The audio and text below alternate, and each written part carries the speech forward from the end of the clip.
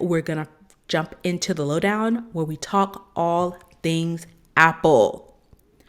First up on the deck, Apple has to pay out some ducats. And this is for the quote butterfly keyboard that got so many complaints from people going back all the way to, I believe, what is it, maybe 2015.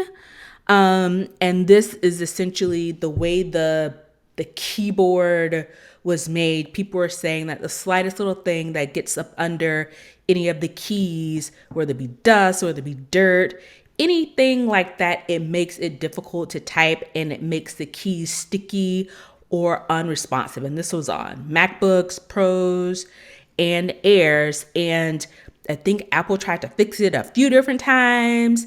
And it ultimately just, they redesigned the keyboard to get rid of the butterfly keyboard. So, with that being said, again, like I said, 50 million is going out to Apple customers, but it has to be for customers who bought any of the MacBook, the Air, or the Pros between 2015 and 2019. And this is only in 7 states: California, Florida, Illinois, Michigan, New Jersey, New York, and Washington State. And what the payout looks like. Of course, there are tiers to everything. Based on Reuters, the lawyers are saying that customers can expect a maximum payout of $395 for people who had to replace their keyboards multiple times. $125 to those who had to replace their keyboard once, and $50 to those people who had to have keycaps replaced. So it wasn't just the keyboard itself that was one of the issues in the complaint. It was that the repair system was broken. They would just send you new keyboards, but the keyboards were the same. So they keep having the same issue over and over again. So I think with the latest MacBooks and Pros and Airs that started in 2021, no more butterfly keyboard, all new keyboard, and so far, no reports of issues or complaints. Yep. So there's a little bit of reaching here, if in my opinion, the people who brought the class action lawsuit are saying that Apple knew that the keyboards were faulty and tried to hide it. Um, that may or may not be the case. But the fact that Apple tried to fix it, the fact that Apple tried to replace the faulty keyboards with the same type of keyboard, when Apple tried to go through multiple generations of MacBooks with the same type of keyboard, knowing that submitting, people were experiencing issues, led this settlement that Apple has to pay $50 million. Again, one is Apple, so every little issue is going to be blown up. But Exacerbated. right, but at the same time, the fact that Apple could not get this keyboard right and then decided to just move on to a whole new design leads you to believe that Apple knew something was wrong and we're not going to be able to fix it. So we're just going to do something totally different, which adds to the fact that they actually had to make this settlement. Now, did Apple know the butterfly keyboard was faulty from the jump and decided to just do all of these kind of cloak and dagger, things that you typically see out of a company trying to hide and conceal something? No, I don't think Apple did that. But the fact that they couldn't get it right, they kept trying to fix it. They kept replacing and replacing and replacing. And then they just moved on to something new. People was like, no, man, you can't do that. Right. So I had a 2016 2016 MacBook Pro with this butterfly keyboard that I eventually traded in for my M1 Pro MacBook. I didn't have any issues at all with the butterfly keyboard. My wife currently has a 2019 MacBook Air with this butterfly keyboard, and she's more rough on keyboards than I am, not wiping it down, not cleaning it. And to my knowledge, she hasn't experienced any issues with her keyboard. So even though a lot of customers were having issues, and the customers that were having issues just could not get it fixed, I can see why they're upset. But at the same time, I don't believe that it was a faulty design from the jump. And the fact that myself, of course, I'm just one person with just two computers. I'm pretty sure there are millions of other, well, not, yeah, millions of other Millions of others, yeah. people who purchased these keyboards that either had them or sold them or got rid of them or still have them, aren't experiencing that issue. So that kind of um, heightens strengthens the idea that Apple didn't necessarily know that this keyboard design was faulty from the jump, because there are people out there with this exact keyboard That have no who didn't have any problems. issues. But Well, the squeaky wheel gets the oil. right. So I think that's probably what this outcome is. And honestly, for Apple, it's much easier for them to just say, here's the 50 mil and keep it moving, because 50 million is not going to do anything to their bottom line. Mm-hmm. So, it's probably, I don't know. I don't work for Apple. I don't know. I don't speak for anybody that works for Apple, but this seems that this may be a bit of a nuance, a nuisance. That's what I'm looking for. A nuisance Mm-hmm. lawsuit that they can make go away and get off their books with $50 million, and everybody goes away with something and on to the next lawsuit.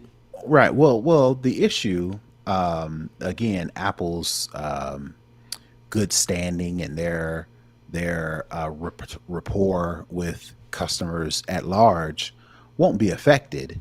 But No. the fact that when people were saying there's something wrong, and Apple actively just saying, oh, well, just here's another one, and here's another one, and here's another one, really doesn't speak to the level of we love our customers, that people expected. So, which is probably why, a lot of people, Emotions. yeah, yeah, yeah. They They said, didn't hey, feel coddled or taken care of. right, right, right. From what you expect from Apple, because when you go into Yeah. an Apple store, they take care of you. If you got an Everybody's issue, they, friendly and right, nice and right. helpful.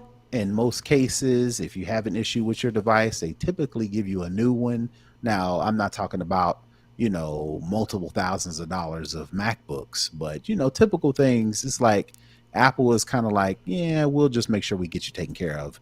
And I'm assuming that these people who brought this lawsuit, well, probably the lawyers who brought this lawsuit, Talked felt them into like it. felt like Apple was not standing up to that, good customer service with these particular keyboards.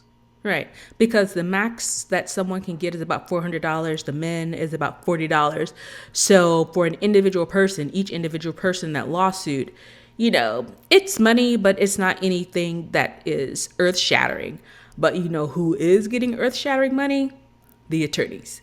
All right. They are getting Apple money, and then that's something they could add on their resume: successfully sued Apple in a class Mm-hmm. action lawsuit. So they can kind of get some mileage out of that. So again, Mm-hmm. for the people who are affected, again, if you have any of the Macs, MacBook Air, MacBook Pro between 2015 and 2019 in California, Florida, Illinois, Michigan, New Jersey, New York, and Washington, you will be able to submit your claim and get somewhere between $3.95 and $50 back from Apple. Next up, in Apple TV news, Apple TV Plus news, the, I guess, cult classic Ted Lasso is wrapping up its third and final season. You may say, why are they ending in the third season? It's so popular. Everyone loves it. They got merch. They've won Emmys and Golden Globes and Critics' Choice, all these types of awards. So nobody really wants to leave. None of the major players. They're all kind of, giving their spill about, how much they love the show, how much they don't want it to end, all those good things. But I read Brett Goldstein, who also plays Roy Kent, he is an executive producer of the show. When they first brought this show, developed it and, put it out, it was only expected to go 3 seasons from jump. And they were writing the show to only go 3 seasons. Right. They probably didn't anticipate how much of a fan favorite, how much money it would make, how many awards it would get Mm-hmm. from a little show about an American coaching, British football. European Or football. Yeah. so Mm-hmm. I'm definitely sad to see it go. I have to thank shout out to Charlotte Henry, formerly of Mac Observer, for really being one of the people who put me onto the show. I've seen people talk about it. I was like, yeah, whatever. And then she was raving about it, and I was like, let me check it out. I watched it and was immediately hooked. So it'll definitely be sad to see it end. But do you think it's actually going to end? Well, yeah, because same thing with Issa Rae's Insecure, same thing with This Is Us. same thing with This Is Us. Maybe not even This Is Us because Well, they I said they never were only watched. going to do 6 seasons Okay, all right. from the beginning. Yeah. Same thing with there's a comedy show on Comedy Central that um, Jordan Peele and Keegan Michael Key. I can't think of their show. They only did 4 or 5 seasons and just stopped. I think the typical thought process is quit while you're ahead. So Well, I'm go out pretty while sure. you're on top. Yeah. Go out while you're on top. I think is the idea behind Ted Lasso, because again, sure, they could probably keep on going and keep on going, but eventually, they'll be searching for a way to end this. And then, especially when I'll go back to it time and time again with our short attention spans. Sure, while Ted Lasso is the hit right now, something else will come and our attention will be taken off. And then before you know it, characters might be having problems. They may be trying to accept other roles.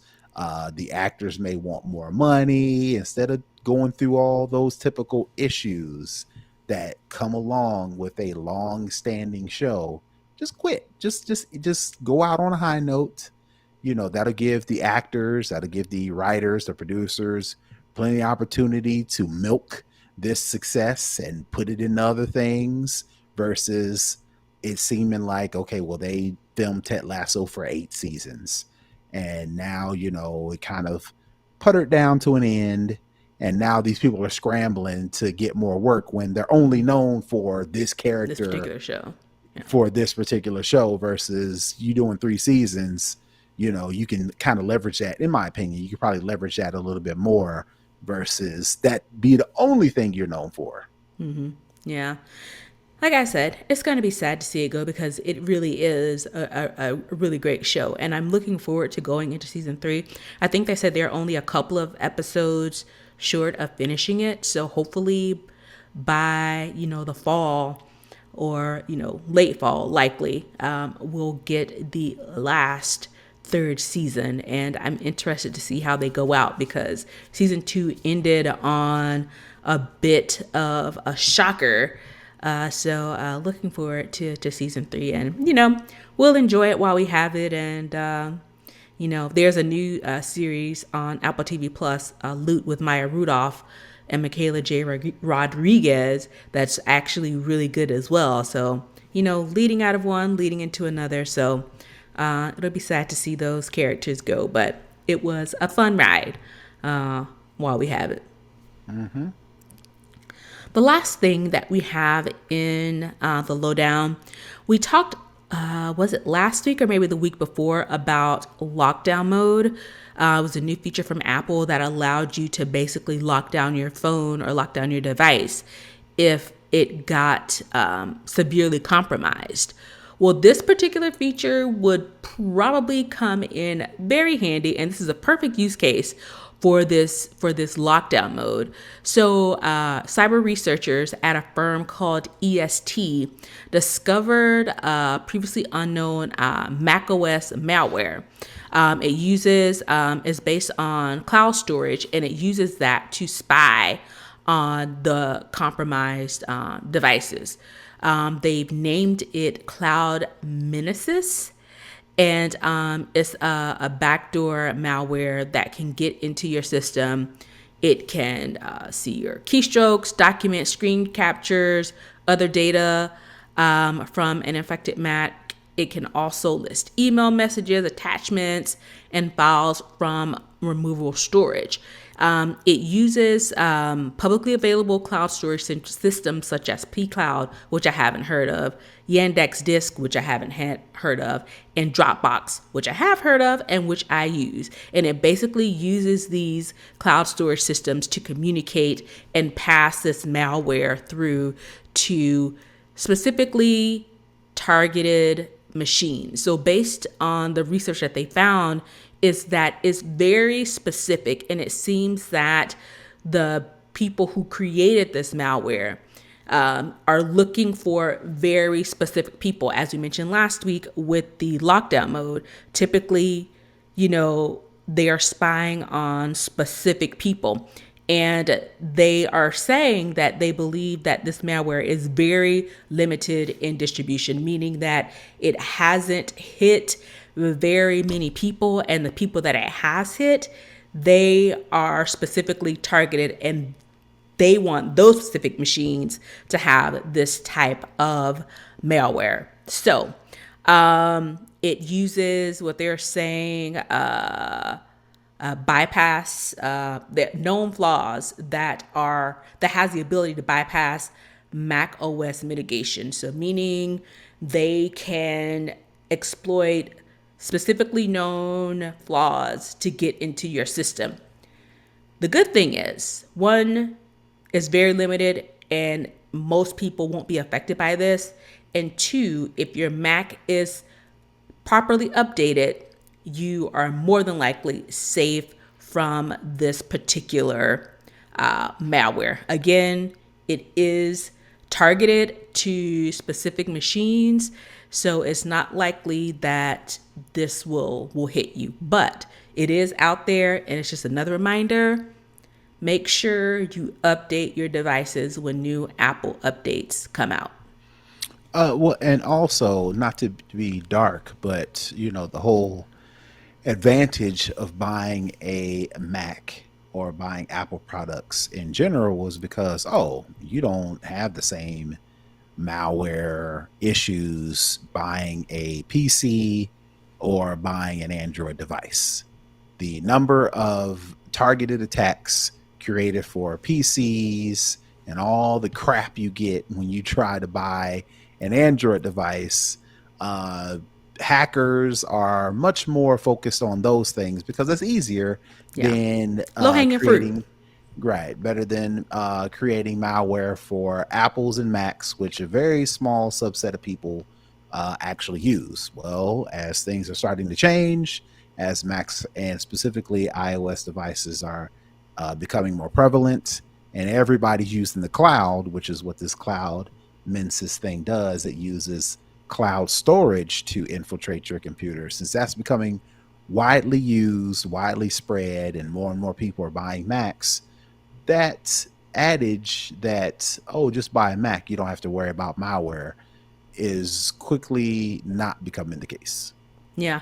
And the thing is, which I think is probably a little bit more sinister, is not only it's not the kind of low hanging fruit you mentioned before, the malware that gets through a Macs are pretty powerful. You have to be pretty, hardcore to get through all of the things. So when a piece of malware does get through, you better believe it's coming for everything. And one of the things that I did think that I noticed was interesting that is likely going to change as well.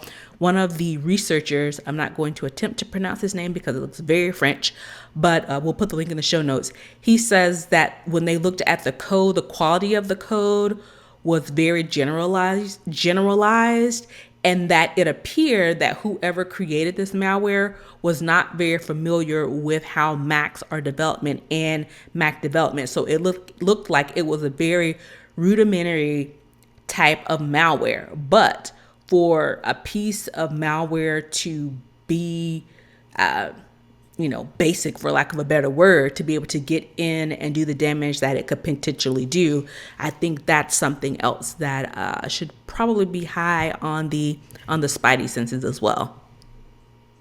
Yep. So that is going to wrap Well, up. before you get that far, Okay. something I just added, Okay. iOS 15.6, Ah, iPad it was OS just released. 15.6, Mac OS 12.5, Watch OS 8.7, TV OS 15.6, all released today. Nothing major. Most of it is bug fixes and security patches, with the exception of iOS 15.6 and iPad OS 15.6 adds the ability to pause, rewind, restart, and fast forward a live sports game in the TV app, and fixes a few bugs in the settings, mail, and Safari. So make sure if you want to stay up to date, iOS 15.6 versus and macOS, watchOS, tvOS. You'll probably have an update waiting for you if you have not updated already. And real quick, I just wanted to say the reason why I think this is not important, but the reason why I think this is significant is because Apple TV it has Major League Baseball live games on Apple TV Plus, and they're trying to get NFL this season. So Ah. the fact that iOS and iPad OS and I think TV OS gets this update to ability to pause, rewind, or restart, fast forward live sports games becomes significant, especially if they get some version of NFL this coming season. Oh, nice. Definitely, especially as it relates to the previous story, go ahead and get your updates done and in place, not only to get the newness, but also to make sure that your devices are safe and protected.